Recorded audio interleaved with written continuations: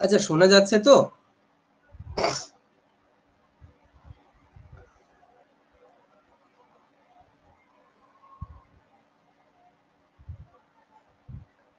ওকে ওকে, ঠিক আছে ঠিক আছে। যেটা ঘটনা সেটা হচ্ছে যে ওই সাহিত্যের ইতিহাস আজকে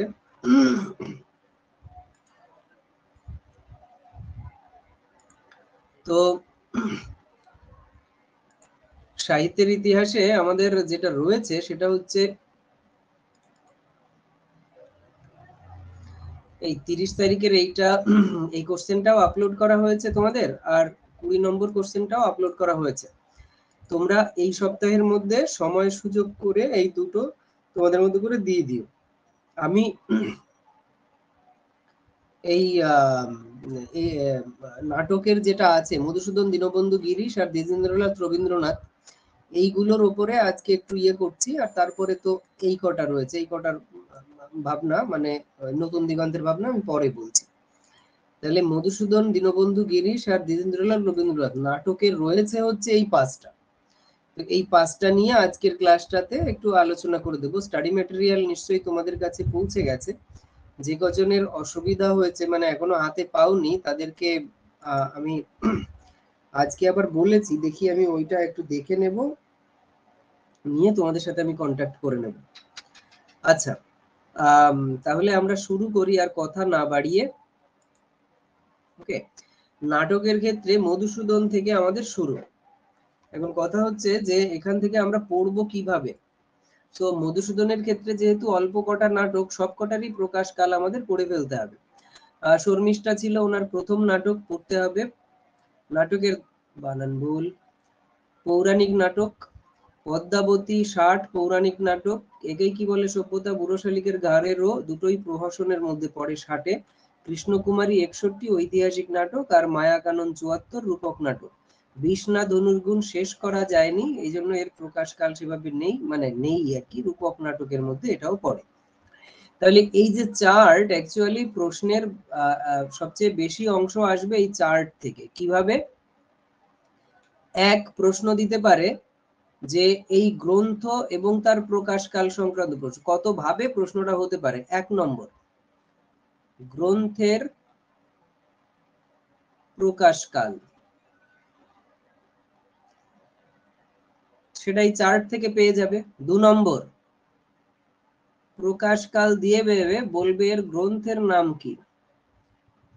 অর্থাৎ 1860 সালে মধুসূদনের কোন গ্রন্থটি প্রকাশিত হয়, তাহলে গ্রন্থের নামটা তখন লিখতে হবে। তাহলে 60-এ পদ্মাবতী প্রকাশিত হয়েছে, 60-এ একেই কি বলে সভ্যতা, 60-এ বুড়ো শালিকের ঘাড়েরও। তাহলে এই তিনটের মধ্যে কোনো একটা রাইট অপশন থাকবে, বাকি তিনটে ভুল অপশন থাকবে। 3 নম্বর প্রশ্ন আসতে পারে কি, প্রশ্ন আসতে পারে এটা যে শ্রেণী বিচার করো। অর্থাৎ শর্মিষ্ঠা নাটক কোন ধরনের নাটক, পৌরাণিক, ঐতিহাসিক, প্রহসন, এটা সেটা দিয়ে দেবে। শ্রেণী বিচার করো। আবার এটা উল্টো ভাবে আসতে পারে, মধুসূদনের পৌরাণিক নাটক কোনটি বলে একটা দিয়ে দিল, শর্মিষ্ঠা পদ্মাবতীর মধ্যে একটা, আর বাকি তিনটে এখান থেকে ওখান থেকে দিয়ে দেবে। এই প্রশ্ন আসতে পারে। আর প্রশ্ন কি আসতে পারে না, শুধু মধুসূদনের ওপরও এটা করতে পারে। সেটা হচ্ছে কি, চারটে বই দিয়ে দিল, শর্মিষ্ঠা, পদ্মাবতী, কৃষ্ণকুমারী, একেই কি বলে সভ্যতা, চারটে বই দিয়ে দিল, আর এইদিকে চারটের প্রকাশকাল উল্টাপাল্টা করে দিয়ে দিল। এইবার বলবে যে নিচের কোন অপশনটা ঠিক। সেখানে যে অপশনটাতে পরপর পরপর সাজানো, শর্মিষ্ঠা 59, পদ্মাবতী 60, এইভাবে সাজানো থাকবে, সেইটাই আমাদের রাইট উত্তর হবে। যেটা নেটে যে যেরকম প্রশ্ন আমরা প্রায় দেখে থাকি।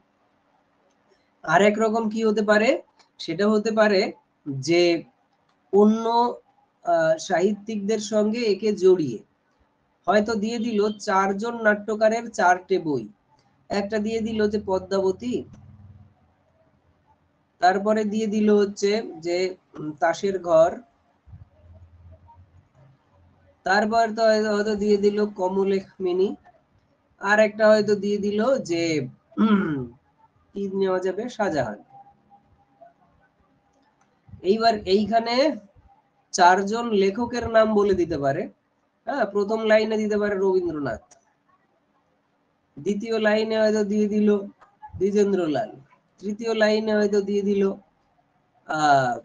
একটা কিছু, মানে এইগুলোর মধ্যে থেকে এইভাবে ঘুরিয়ে বললো এগুলো ঠিক গ্রন্থ এবং গ্রন্থাকার অনুযায়ী সাজাও।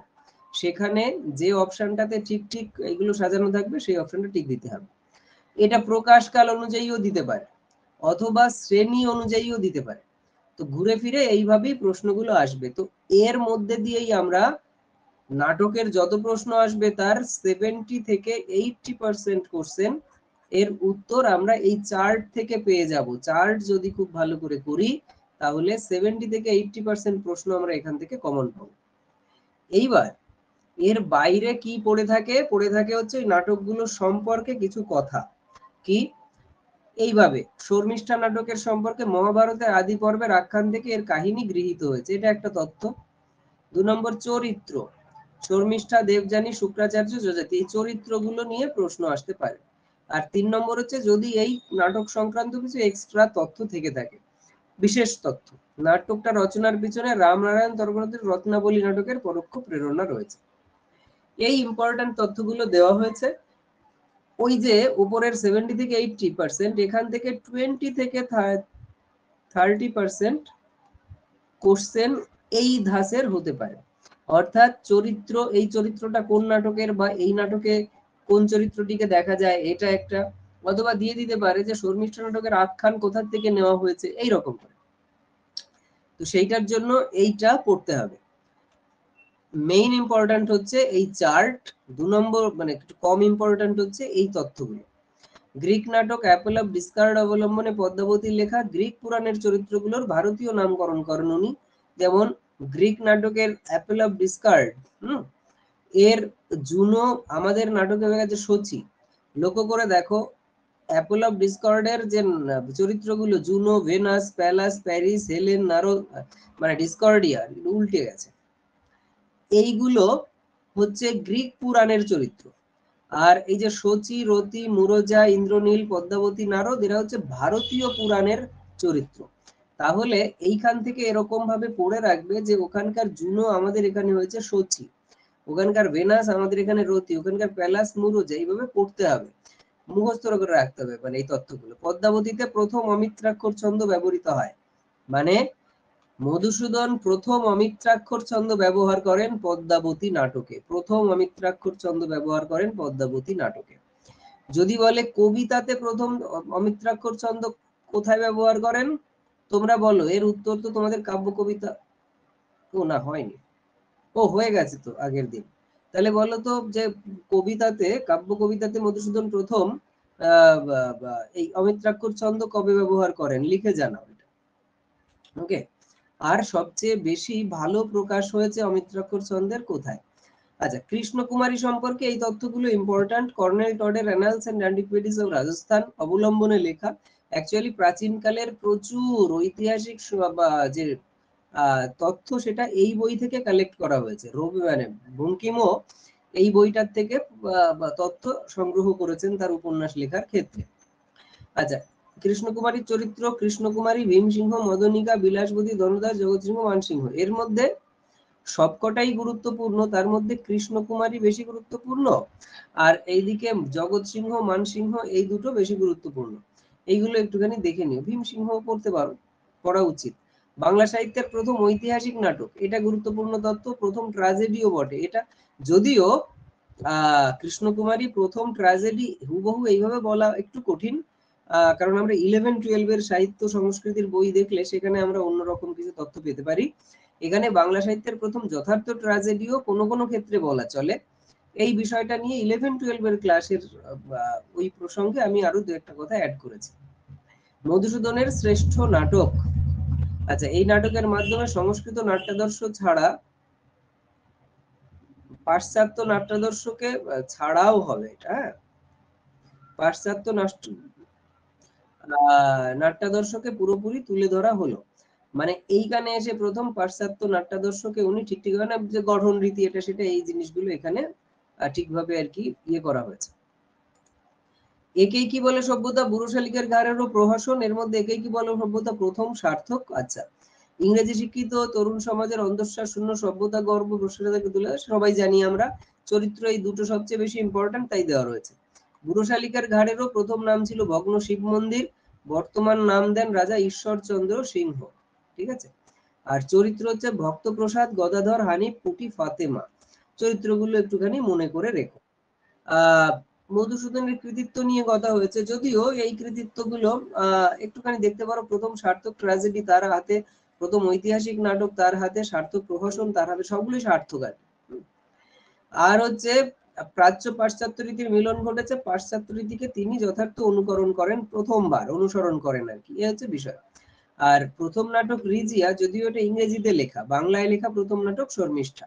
সুভদ্রা নামে একটা নাটক লিখতে শুরু করেছিলেন, তবে শেষ করতে পারেননি। যাই হোক, এই দুটো তথ্য এখান থেকে দেখতে পারো। মধুসূদনের ওপরে আমার মোটামুটি ভাবে যতটুকু মনে হয়েছে, এর বাইরে তথ্য তেমন নেই।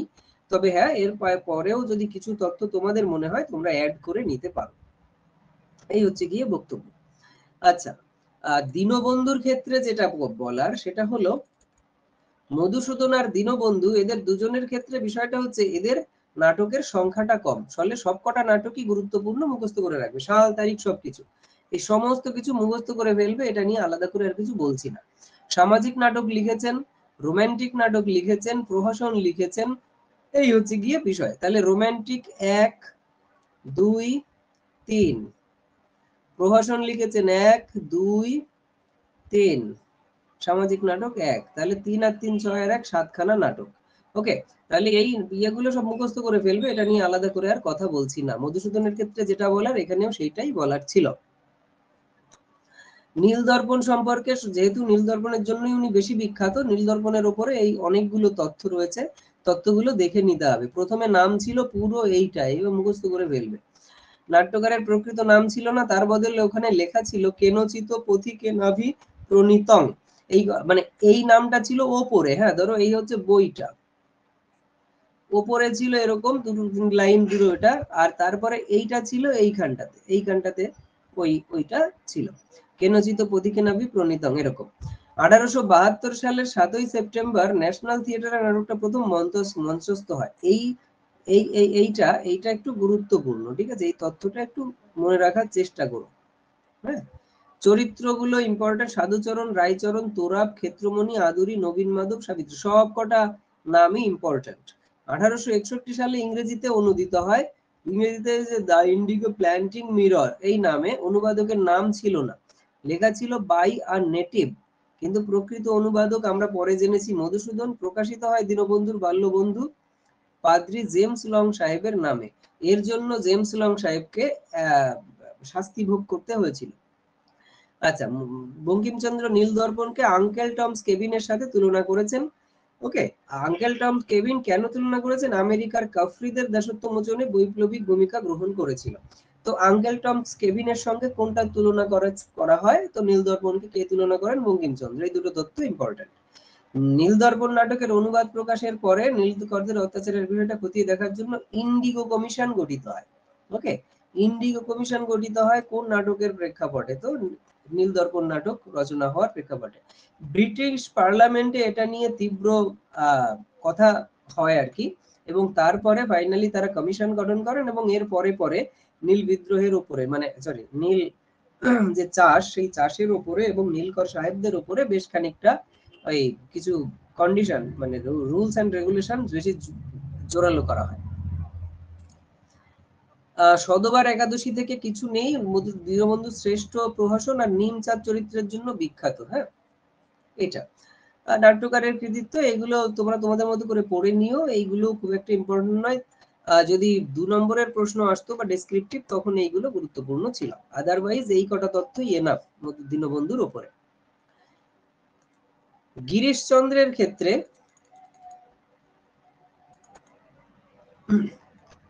গিরিশচন্দ্রের ক্ষেত্রে এখানে অ্যাকচুয়ালি যেহেতু এখানে এসে আমরা দেখতে পাবো প্রচুর বই।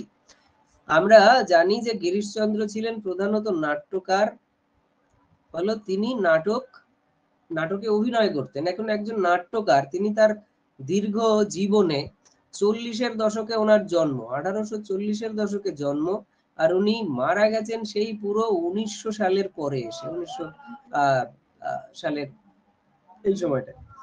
তো ঘটনা যেটা সেটা হচ্ছে যে এই যে যে দীর্ঘ সময়কাল, এই দীর্ঘ সময়কালে তিনি অজস্র নাটক রচনা করেছেন, নাটকে অভিনয় করেছেন। এখন একজন নাট্যকার 1 বছরে তিনি কত নাটকে অভিনয় করেন? মনে রাখতে হবে যে এই সময়টাতে আমাদের দেশে তখনও ফিল্ম, সিনেমা এসে পারেনি। সিনেমা, টিভি, রেডিও এইগুলো আমাদের দেশে তখনও আসেনি। তার ফলে কি হয়েছে, মানুষের এন্টারটেনমেন্টের একমাত্র অপশন ছিল বায়োস্কোপ।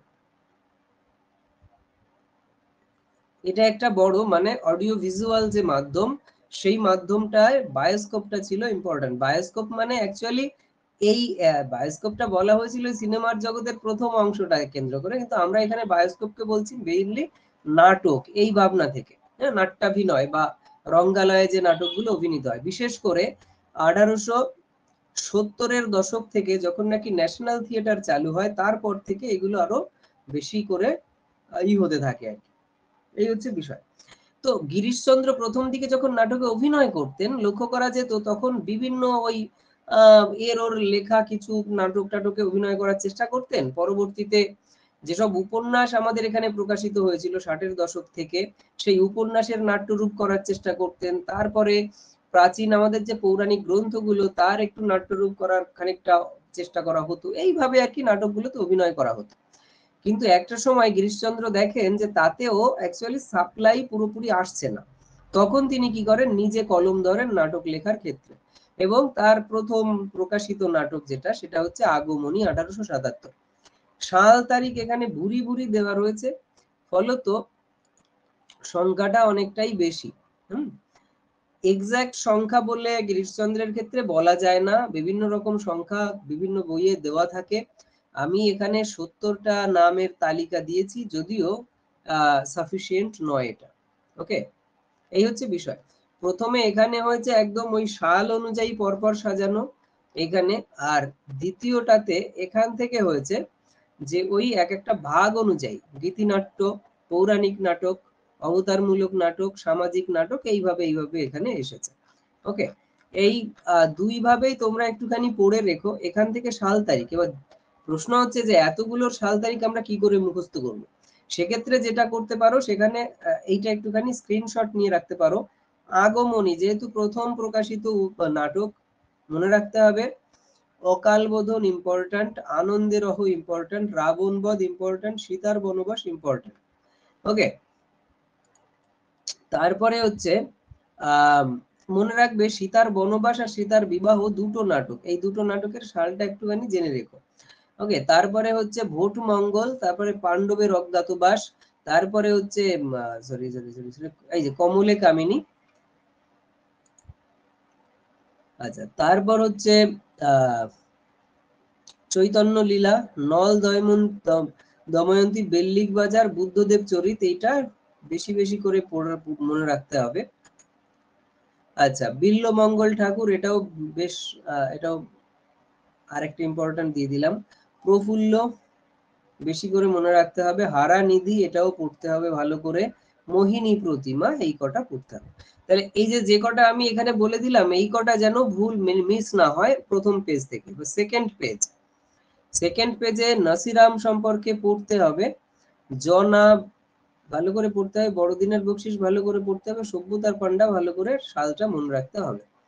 আচ্ছা, এরপরে হচ্ছে আলাদিন, এইটার সাল তারিখটা পড়তে হবে। তারপর হচ্ছে আবু হোসেন, সাল তারিখ পড়তে হবে। কালা পাহাড়, আচ্ছা মায়াবসান, এটার এই দিকেও একটা স্টার পড়বে। আচ্ছা, তারপরে পাণ্ডব গৌরব, ডান দিকে স্টার দিয়ে দিলাম, বেশি ইম্পর্টেন্ট। এরপরে হচ্ছে সতনাম বা বৈশাখী, এটা বা দিকে বৈষ্ণবী নাটক। আচ্ছা, বলিদান, ডান দিকে স্টার পড়বে, ভালো করে পড়তে হবে। সিরাজদৌলা, মীর কাসিম, ভালো করে করতে হবে। জায়সাকে তাইসা, ডান দিকে ঠিক। ছত্রপতি এইদিকে, শাস্তি কি শান্তি, এইটা একটু বোধহয় গন্ডগোল হয়েছে, আমি একটু দেখে নেব। ওকে, আচ্ছা, ওটা একটু কি হবে, শঙ্করাচার্য দেখতে হবে, অশোক দেখতে হবে, গৃহলক্ষ্মী, তপবল, এই দুটোই একটুখানি সাল তারিখ যদি পড়তে পারো ভালো হয়, না পড়লেও অসুবিধা নেই, কিন্তু গৃহলক্ষ্মীর সালটা একটুখানি জেনে রাখা দরকার। এই হচ্ছে গিয়ে ওইখানে আর কি বক্তব্য ছিল। আর এখানে এই কি বলে তোমার এই অনুযায়ী, তোমার এটাকে কি বলে, শ্রেণী অনুযায়ী এই নামগুলো পড়তে হবে, এখানে সাল নয় নাম, যে গীতিনাট্য মধ্যে পড়ে আগমনী, অকালবোধন, দোললীলা, মোহিনী প্রতিমা, আলাদিন, এইভাবে আর কি এই শ্রেণী অনুযায়ী এইগুলো একটু করতে হবে। আচ্ছা, এই ক্ষেত্রে যেটা বলা সেটা হচ্ছে যে গিরিশচন্দ্রের ক্ষেত্রে আমাদের এই যে স্টাডি ম্যাটেরিয়ালটা, এখানে গিরিশচন্দ্রের উপরে তথ্য সম্বলিত ওই পেজটা নেই, আসলে ওই পেজটা আমি তোমাদেরকে পরে দেব। হ্যাঁ, দেব মানে ওইটা আলাদা করেই আমি এই সপ্তাহে তোমাদেরকে পাঠিয়ে দেবো ওখানে। আচ্ছা, গ্রুপে তোমরা ওইটা একটুখানি দেখে নিও। আর এর মধ্যে থেকে মোটামুটি 70 থেকে 80% কোশ্চেন এর মধ্যে থেকেই তোমরা কমন পাবে, এই সাল, তারিখ এবং শ্রেণী এইগুলোর মধ্যে থেকে। ওকে, বাকি যে পার্টটা সেই পার্টটা আমি তোমাদেরকে দিয়ে দেবো ওখানে এর মধ্যে। আচ্ছা, দ্বিজেন্দ্রলালের ক্ষেত্রেও তাই, এখানেও ওই সাল তারিখটা ইম্পর্ট্যান্ট। যেগুলো বেশি ইম্পর্ট্যান্ট সেগুলো একটুখানি বলে দিচ্ছি। দেখো, এক ঘরে প্রথম নাটক পড়তে হবে, কল্কি অবতার পড়তে হবে, বিরহ, আসলে এখানে বাদ দেওয়ার মতো বিশেষ কিছু নেই। কি বলে, দ্বিজেন্দ্রলালে এখানে 21টা নাটক আছে, 21টা নাটকেরই সাল বেশি মানে বেশ ইম্পর্টেন্ট। আচ্ছা, ত্রহস্পর্শ পড়তে হবে, পাষাণী পড়তে হবে, প্রায়শ্চিত্ত, তারাভাই, বাদ দেওয়ার মতো নেই এখানে। হ্যাঁ, এই সালগুলো তোমরা একটু চেষ্টা করো মুখস্থ করার, চেষ্টা করো মুখস্থ করার। তার মধ্যে এক ঘরে প্রথম তো পড়তেই হবে, কল্কি অবতারটাও পড়তে হবে, পাষাণীটা পড়তে হবে অবশ্যই, প্রায়শ্চিত্ত পড়তে হবে, তারাবাই। আচ্ছা, ওনার এই ঐতিহাসিক নাটকগুলোর সবকটারই সাল তারিখ মুখস্থ করে রাখতে হবে, ঐতিহাসিক গুলো, যেহেতু দ্বিজেন্দ্রলাল ঐতিহাসিক নাটকের জন্য সবচেয়ে মানে কি বলা যায়, সব থেকে কি বেশি বিখ্যাত। বিখ্যাত। ঠিক আছে, তো রানা প্রতাপ, দুর্গা দাস, নূরজাহান, মেবার পতন, প্রত্যেকটার সাল মুখস্থ করে রাখতে হবে, শাহজাহান, চন্দ্রগুপ্তও তাই। আচ্ছা, এদিকে সীতা এর সালটা একটুখানি জেনে রেখো, আর পরপারে এটার সাল তুমি না জানলেও চলবে, বিশ্বর সালটা একটু জানা দরকার, সিংহল বিজয় এইটার সালও তোমাকে পড়তে হবে, বঙ্গনারী গুরুত্বপূর্ণ খুব কম, সোহরাব রুস্তাম সেরকমই খুব একটা গুরুত্বপূর্ণ, পুনর্জন্ম 1919 এটাও পড়তে হবে। ওকে, আর আনন্দ বিদায় এইটা একটু বিশেষ কারণে, যেহেতু এর সঙ্গে রবীন্দ্রনাথের একটা কানেকশন রয়েছে, রবীন্দ্রনাথকে আক্রমণ করে কথা রয়েছে, বললে তো আনন্দ বিদায়টা এর সালটাও আমাদের একটু দেখে রাখতে হবে, 1912। ঠিক আছে, এমনই আয়রনি, দ্বিজেন্দ্রলাল রবীন্দ্রনাথকে আক্রমণ করে ওনাদের জীবনকাল মোটামুটি ভাবে ওই ওনারা একটুখানি দু এক বছরের ছোট বড়, এই হচ্ছে বিষয়। দ্বিজেন্দ্রলাল 1912-তে যখন এই প্রহসনটা করেন, সেখানে রবীন্দ্রনাথকে আক্রমণ করা হয়। যদিও ওই ওই ওই নাটকটা অভিনয় হতে পারেনি, কারণ দর্শকেরা পুরো একদম ওই খেপে গেছিল, এবং নাট্যকারকেও অনেক কষ্ট করে ওখান থেকে বের করে নেওয়া হয়েছিল। আর এমনই আয়রনি 1912-তে এই ঘটনা ঘটিয়েছেন, আর 13-তে রবীন্দ্রনাথ নোবেল পুরস্কার পেয়ে গেছেন। যাই হোক, যদিও 14-তে উনি মারাও যান। আচ্ছা, তো এই হচ্ছে বিষয়। এখন এখানে ওই প্রহসন টহসন একটু আলাদা আলাদা করে দেওয়া রয়েছে। এই দ্বিজেন্দ্রলালের ওপরেও ওই গুরুত্বপূর্ণ যে তথ্যগুলো, সেই তথ্যগুলো আমি তোমাদেরকে আলাদা করে পাঠিয়ে দিচ্ছি। আর রবীন্দ্রনাথের ক্ষেত্রে একটু বড় করে নি, এই আরেকজন যার উপরে প্রচুর লেখা। এখন ঘটনা হচ্ছে এই যে তোমার কি বলে নাটকের সংখ্যা এখানে হচ্ছে 49টা, এই 49টা নাটকের অন্তত নামগুলো একবার দেখো, যেহেতু রবীন্দ্রনাথের, কিন্তু এর মধ্যে যে কটার সাল তারিখ পড়েই ফেলতে হবে সেই কটা আমি একটু আন্ডারলাইন করে দিই, মানে মার্ক করে দিচ্ছি। বাল্মীকি প্রতিভা করতে হবে প্রথম নাটক, এরপরে হচ্ছে প্রকৃতির প্রতিশোধ, নলিনী, ঠিক আছে, মায়ার খেলা, রাজা ও রানী, এইগুলো সাল তারিখ করে নিতে হবে। আচ্ছা, বিসর্জন খুব ইম্পর্টেন্ট, চিত্রাঙ্গদা ইম্পর্টেন্ট মোটামুটি, গোড়ায় গলদের সাল তারিখ পড়তে হবে। আচ্ছা, মালিনী এর সাল পড়তে হবে, বৈকুণ্ঠের খাতার সাল পড়তে হবে। আচ্ছা, হাস্য কৌতুক, ব্যঙ্গ কৌতুক, এইগুলো যে নাটক না উপন্যাস না প্রবন্ধ, এই নিয়ে মানে অ্যাকচুয়ালি শ্রেণী বিভাগ করাটা একটু কঠিন হয়ে পড়েছিল, এই জন্য এটা সব জায়গাতেই থাকে। আচ্ছা, শারদোৎসব এইটার সালটা একটু মনে রেখো অন্য একটা কারণে, মুকুট অবশ্যই পড়তে হবে, প্রায়শ্চিত্ত, রাজা, ডাকঘর, অচলায়তন, এইগুলো সব সাল তারিখ একদম যেন ঠোঁটস্থ থাকে। ফাল্গুনি না পড়লেও চলে, গুরুর পড়তে হবে, মুখস্থ করে রাখতে হবে। আচ্ছা, অরূপ রতন, ঋণ শোধ দেখে নিতে পারো, মুক্তধারাটা পড়তেই হবে। বসন্ত মোটামুটি, গৃহপ্রবেশও তাই। আচ্ছা, চিরকুমার সভার ইয়েটা মুখস্থ করে ফেলতে হবে। নটির পূজার সালটা মুখস্থ করতে হবে। রক্ত করবীর সাল মুখস্থ করতে হবে। ওকে, আর এদিকে রয়েছে হচ্ছে পরিত্রাণ তপতি, এইগুলো একটু দেখে নিও। হ্যাঁ, সাপমোচন নবীন, এগুলো একটু দেখে নিও। কালের যাত্রার সালটা মুখস্থ করতে হবে। চণ্ডালিকা, এটা যেহেতু যাই হোক, এটা একটুখানি দেখে নিও। তাসের দেশ পড়তে হবে। আচ্ছা, শ্রাবণ গাথা, পরিশোধ, নৃত্যনাট্য, চিত্রাঙ্গদা, চণ্ডালিকা, শ্যামা, এইগুলো একটুখানি দেখে নিও যে এগুলো আগেও আছে। তাহলে এইখানে যেটা করতে পারে চিত্রাঙ্গদা আর নৃত্যনাট্য চিত্রাঙ্গদা, চণ্ডালিকা নৃত্যনাট্য চণ্ডালিকা, শ্যামা, এইগুলো এইভাবে একটুখানি দেখো। আচ্ছা, মুক্তির উপায়, নৃত্যনাট্য, মায়ার খেলা, এগুলো অতটা ইম্পর্টেন্ট নয়, কিন্তু এই প্রথম দুটো হ্যাঁ বেশি ইম্পর্টেন্ট। শ্যামাটাও একটুখানি দেখে রাখতে পারো। এই হচ্ছে গিয়ে বিষয়। এখন এইখানে যে গীতিনাট্য এইভাবে আলাদা আলাদা করে আবার দেওয়া রয়েছে, তো এইখান থেকেও তোমরা এই চার্টটা ভালো করে পড়বে যে কোন নাটকটা আসলে কি হয়েছে, কোন নাটক মানে কোন শ্রেণীর নাটক কি কি, এইটা একটুখানি ভালো করে মনে রাখার চেষ্টা করো। আর এখানে এই যে রবীন্দ্রনাথের উপরে যে রবীন্দ্রনাথের ওপরে এই যে আলোচনার জায়গাটা, এই আলোচনার জায়গাটা একটু পড়ে নিতে হবে।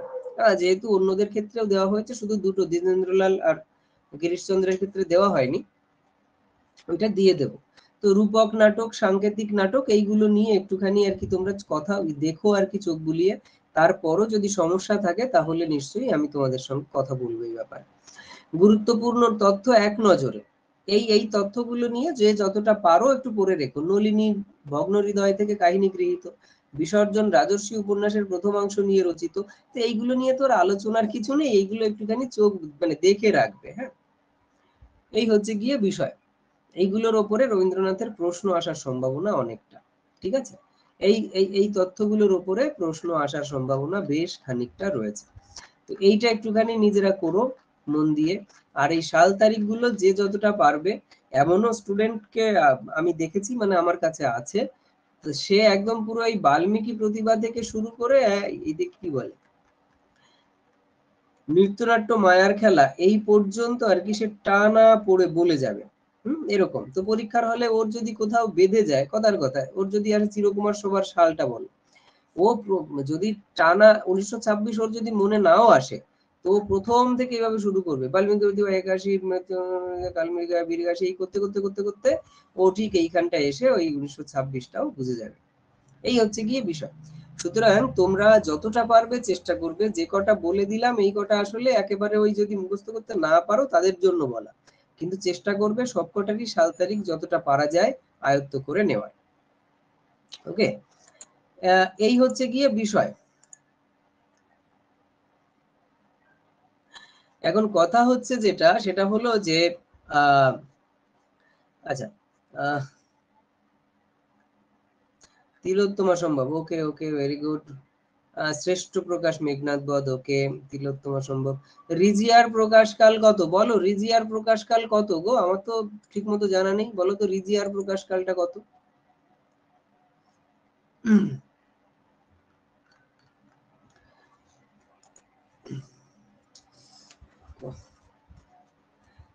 আচ্ছা, না নূর তোমাকে বলিনি, অন্যদের বলেছি। ঠিক আছে, ওকে, তোমরা একটুখানি দেখো তো রিজিয়ার প্রকাশকালটা কত, জানা থাকলে একটু জানিও, আমিও উপকৃত হব আর কি। এই হচ্ছে গিয়ে বিষয়।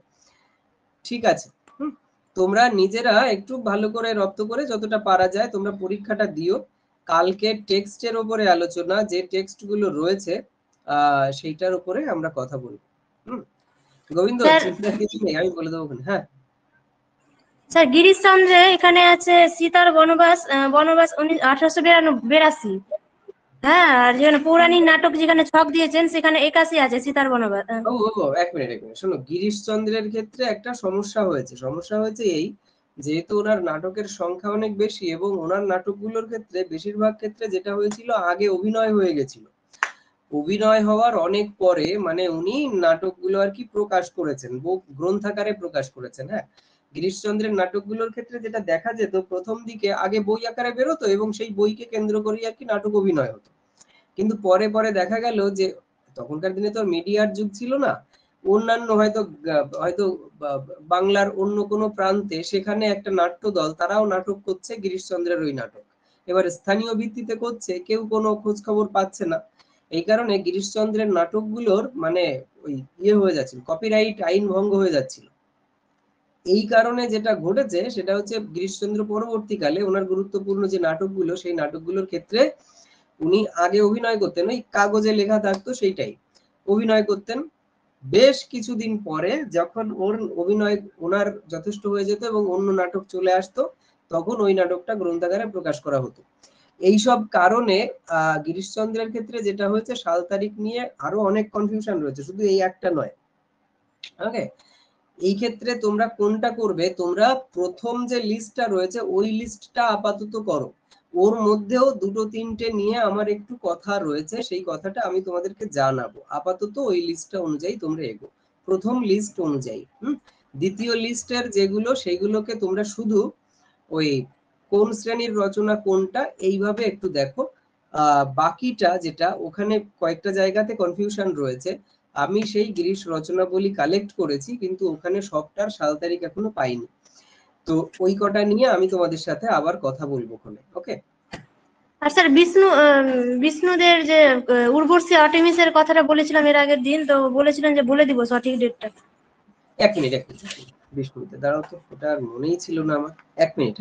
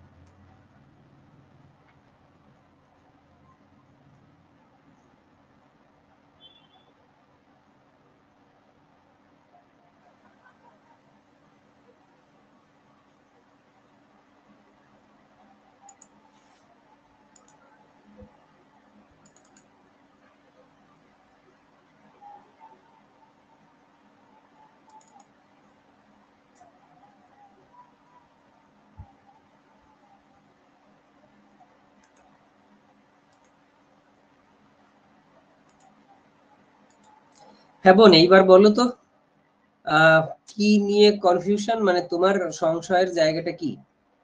বিষ্ণুদের যে উর্বশী আর্টেমিস আছে, এখানে সাহিত্য সঞ্চয়নের বই নবম শ্রেণীর, নবম শ্রেণী না নবম শ্রেণীর সাত ভাই চম্পা যেখানে আছে, সেখানে বিষ্ণুদের যে পরিচিতিটা আছে, এখানে দেখেছিলাম উর্বশী আর্টেমিস 1932 সাল লেখা আছে।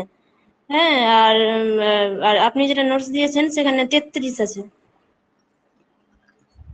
তারপর আমি গুগলে সার্চ করেছিলাম, সেখানেও 32 আছে, আর চোরাবালিটা 1938 আছে। বোন ওইটা হচ্ছে 1933 সালে গ্রন্থাকারে প্রকাশিত হয়। অ্যাকচুয়ালি যেটা ঘটেছে সেটা হচ্ছে যে আমি সাধারণত যে সাল তারিখগুলো রয়েছে সেগুলো একেবারে ওই বিষ্ণুদের যে আনন্দ পাবলিশার্সের প্রকাশিত যে বিষ্ণুদের কাব্য সমগ্র, ওইখানে আর কি গ্রন্থ পরিচিতি অংশে ডিটেলসে রয়েছে, ওইখান থেকেই আমার ওইগুলো করা। এই জন্য কি হয় যে সবসময় তো আর সবটা মনে থাকে না যে কেন করা হয়েছিল, তো ওইটা আর কি আমি আবার দেখে নিলাম যে ওটাই ঠিক। হ্যাঁ, 1933 সালে ওটা গ্রন্থাকারে প্রকাশিত হয়েছিল, বুঝা গেল। 1932-এ ওর কিছু কবিতা সেটা আর কি পত্রিকায় প্রকাশিত হয়েছিল। তাহলে 7 ভাই, ঠিক আছে। তাহলে সাহিত্য সঞ্চয়নের বইয়ে যে দেওয়া আছে বিষ্ণুদের যে পরিচিতিটা, এখানে তাহলে ভুল দেওয়া আছে না? হ্যাঁ, ওখানে ওটা আসলে প্রচলিত ভাবেই ওটা আর কি উনি করে ফেলে, মানে ওরা করে ফেলেছে। হয়তো সাহিত্যের ইতিহাস বইয়েও কোথাও পেতে পারো 32, কিন্তু এক্সাক্ট সালটা হচ্ছে 33। আচ্ছা, ঠিক আছে। আচ্ছা, ঠিক আছে। আচ্ছা, সবাই ভালো থেকো। কালকে আমি ওই টেক্সটের আলোচনা করব, ওই যে কটা আছে ওই কটা তোমরা একটুখানি পড়ে নিয়ে বসো, তো কালকে প্রশ্ন করতে করতে ক্লাসটা শেষ করব। হ্যাঁ, সেইভাবে আলোচনা করতে করতে শেষ করব। স্যার বলছিলাম যে ওই নতুন, শুনছেন?